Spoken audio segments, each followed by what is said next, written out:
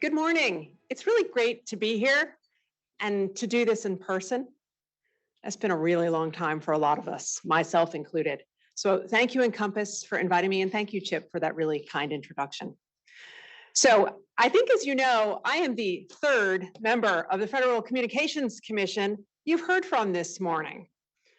So you put me in the same lineup with Commissioners Carr and Symington, and I think it's pretty clear what INCOMPAS is doing. You're trying to get us to compete with one another. I get it. You like competition. So do I. It's also a good thing that you have three of us joining you, because I know INCOMPAS and its members are interested in too many communications issues for one person to cover in 15 minutes. So for my 15 minutes of fame with you, I'm going to focus on something you're actually talking about today.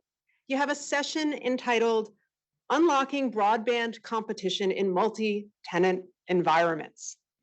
I'm really glad to see it because, you know, just a few days ago, I introduced a proposal to unlock broadband competition in multi-tenant environments.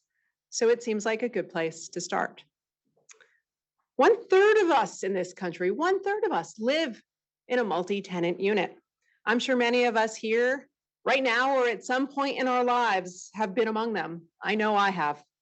I've lived in more than a handful of small apartments at different points in my life, some of them less lovely than others.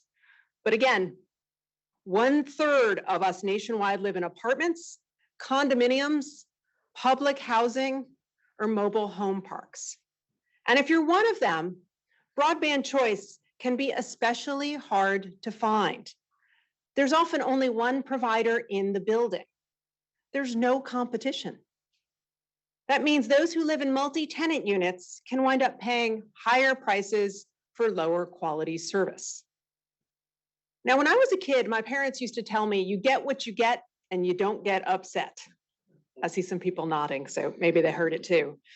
And you know, that might be appropriate for children, but it's not okay that we're effectively saying this to tens of millions of people when they sign up for an essential service that's going to cost them hundreds of dollars a year. But that's what we're hearing about at the FCC. In fact, on this issue, we actually have a really long record. You'll find it like comments like one filer from Maryland who told us at their apartment complex, there's only one provider with extremely subpar upload speeds. We have a small business owner from New York who reports that their storefront needs more than one ISP to ensure that customers who walk in can complete their transactions when that provider is down, but they only are allowed to have one option.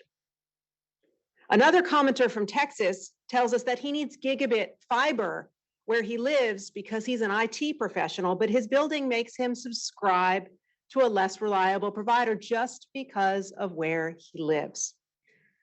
But you know, apartment dwellers are not the only ones being hurt by this dynamic. As I said earlier, lack of meaningful competitive choice for broadband providers is actually a problem for consumers overall. A big reason is that offering broadband service, and you all know this, it's a capital-intensive business. It takes significant financial investment to build out a network to compete with incumbents. If roughly 1/3 of your potential customers are living in housing where some carriers have a competitive edge beyond the normal advantages of incumbency, an upstart ISP is going to be a whole lot less likely to take the risk to go into the market and compete. Plus, apartment buildings are denser than single-family housing, which should make them less costly to serve. In other words, the multi-family market should be open to competition, not a market that's impossible to unlock. I don't think the status quo is working for consumers, so I decided we need to do something about it. In September, I had the FCC take a fresh look at competitive access to broadband in apartment and office buildings. Specifically, we asked questions about how the FCC can promote increased competition, consumer choice, and lower prices for people living and working in these buildings. So the comments tumbled in. They came from consumers, from advocacy organizations, and I bet from some people who are actually in this room right now. They made one thing very clear. The agency's existing rules are not what they could be. They are not doing enough to open the door to providers who want to offer competitive service in these buildings.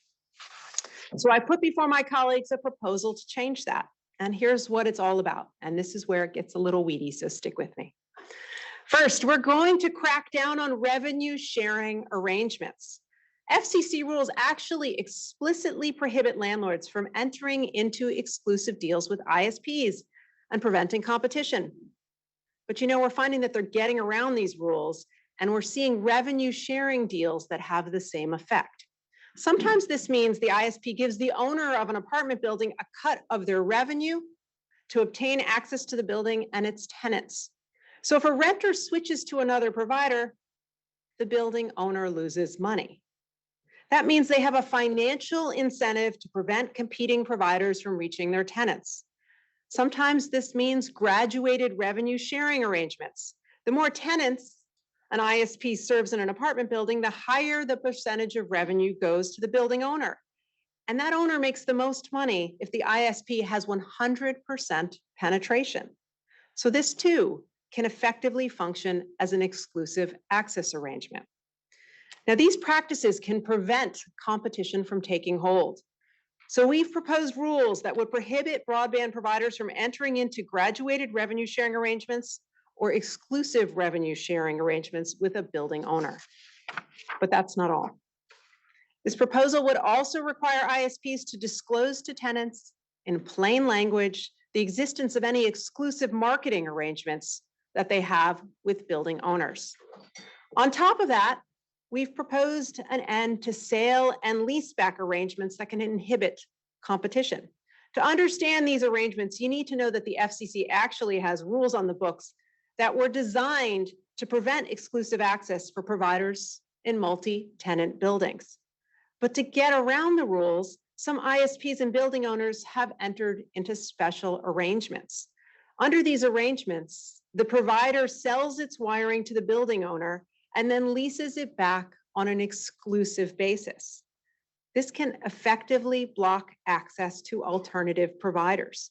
So I've proposed that we clarify that sale and leaseback arrangements are prohibited under our rules. Some of these arrangements are complicated, but the idea is actually really simple. Let's make sure that everyone who lives in an apartment building or any kind of multi-tenant unit has a fair shot at competitive choice for broadband. I know you want to provide it, and I want to make it easier for you to do so. That's about competition.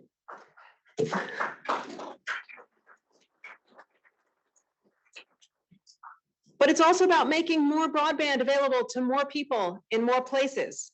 Because as this pandemic has shown with painful clarity, broadband is no longer just nice to have, it's need to have for everyone, everywhere. That's apparent to all of us, Congress included. As Chip was just mentioning at the start, our legislative branch has stepped up with new initiatives to meet this moment. We have opportunities for generational change. And these initiatives have really been the driving force behind some of the FCC's most important work since I took the top job. We set up the nation's largest ever broadband affordability program. It began last year with the emergency broadband benefit, which last month we transitioned to the Affordable Connectivity Program. This is a big deal because we are helping more than 9 million low-income households across the country with support for high-speed internet service. Again, it's a recognition that everyone everywhere needs broadband, and affordability is a key part of making that happen. We also set up the nation's first ever program to help with the homework gap. It also began last year, and it's known as the Emergency Connectivity Program, Connectivity Fund. It helps schools and libraries get devices and broadband connections to students who would otherwise be left offline and in these days of remote learning would be locked out of the virtual classroom.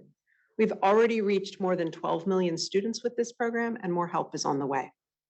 We've also run a major COVID-19 telehealth program to help expand access to broadband for telemedicine.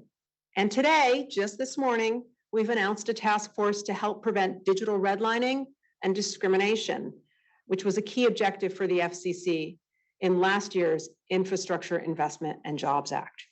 All right, so let me tie it all together for you. I began by talking about barriers that hold back communications competition in apartment buildings. Then I followed with an overview of the efforts we're making to ensure that broadband is available for all. These things are both important because as a nation, we need connections, physical and digital, that strengthen our mutual bonds.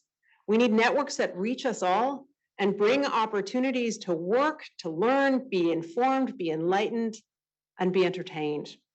And we need connections that can break down barriers that for too long have held too many back. You play an important role in making that happen. With more competition, you multiply the ways that we can connect, innovate, and create. So thank you for all that you do to promote a more dynamic communication sector and a more prosperous future for us all. Appreciate time with you today. Have a great conference.